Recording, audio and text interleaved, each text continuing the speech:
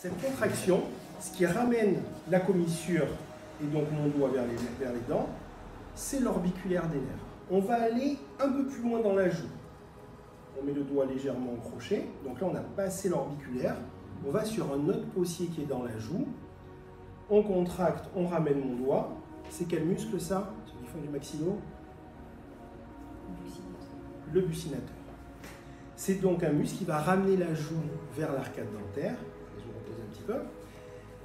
Typiquement, c'est le muscle du trompettiste pour souffler, etc.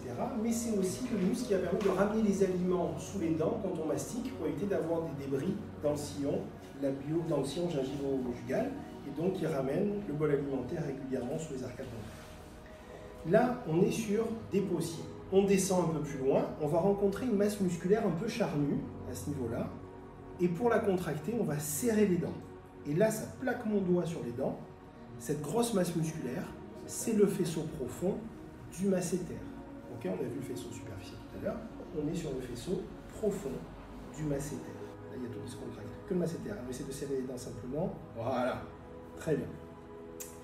Si on descend un peu plus, on va quitter le masséter pour venir sur une butée osseuse. D'ailleurs, vous devez sentir la différence de densité, vous sentirez facilement.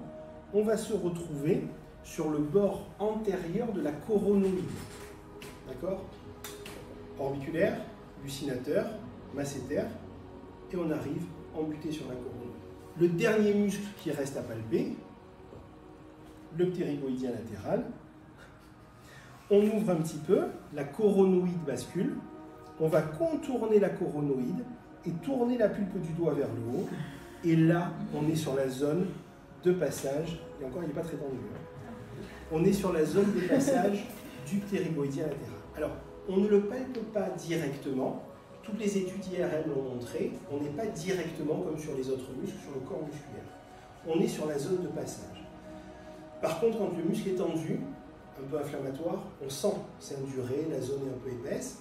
Quand on rentre dans les tissus, on sent que le muscle se détend, le patient a mal et on sent l'effet de sédation. Le patient n'a plus mal et on arrive à pénétrer dans les tissus. Donc même si on n'est pas directement sur le corps musculaire, on est quand même dans la zone de passage et on est efficace en thérapeutique.